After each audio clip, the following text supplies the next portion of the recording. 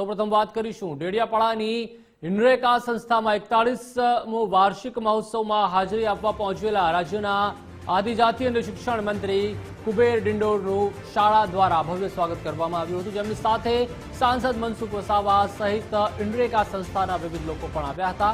સાંસદ મનસુખ વસાવાએ કહ્યું કે મોદી સાહેબને સાંભળવા હોય, તેમના અસ્તિત્વને જોવું હોય તો તેમની मन की बात खूब ज प्रभावशाળી છે। जो બાળકોને मन की बात દેખાડવામાં આવે તો ઘણું બધું શીખવા મળે। હાલ ભાજપ પાર્ટી જે કરી રહી છે, જે આદિવાસીઓના વિકાસ માટે જ કરી રહી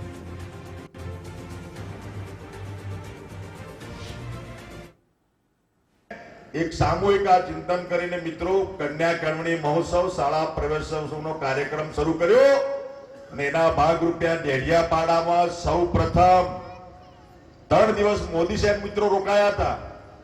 શાળા પ્રવેશોના કાર્યક્રમ માલસમોટ, મોજદા, ડુમખલ, પછી કોકમ, નાની સિમલોટ, પીપલોદ, તાળદા, ખોડીપાડા અને બીજું કયું ગામ છે તળ ખેડીપાડા, આટલા ગામોમાં 3 દિવસ મોદી સાહેબ રોકાયા છે। એના માટે આપણી દીકરા દીકરીઓને આંગળી પકડીને बाल मंदिर अपना जे ज्ञान मंदिर शाळा सुधी पहोंचाडवानुं काम आ भगीरथ कार्य देशना प्रधानमंत्री तत्कालीन मुख्यमंत्री हता ने एमने मित्रों कर्युं।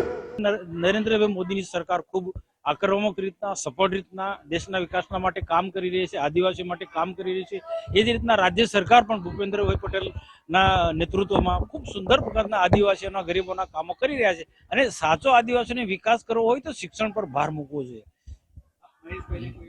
महेशभाई हूँ जाणी लईश के महेशभाई ની માંગણી તદ્દન ખોટી હશે। હું મહેશભાઈના પત્ર સાથે કે એમની જે માંગણી સાથે હું સહમત નથી। કામ મેળ ક્યાં બેસવાના છે? બધી પાર્ટીના લોકો ભેગા થવાના છે। પહેલા તો બધી પાર્ટીના લોકો ભેગા થાય, કોંગ્રેસ હોય, આમ આદમી પાર્ટી હોય, ભાજપ છે કે બીજી જે પણ કોઈ દેશની જે બધી પાર્ટીઓ છે, મધ્યપ્રદેશમાં પણ કેટલા પેલા રાજકુમારની બધાની અલગ અલગ બાપ પાર્ટી છે, આ બધા લોકો ભેગા થાય તો એ શક્ય નથી। એ ભૂતકાળમાં બધા આવા બધા પ્રયત્નો બધા લોકો કરી રહ્યા છે। દિગ્ગજ નેતા હોય આવા પ્રયાસો કર્યા છે, સોમજી ડામોરથી માંડીને બધા લોકો એ બધા એમાં એમને સફળતા નથી મળી। એટલે હું વ્યક્તિગત રીતના માનું છું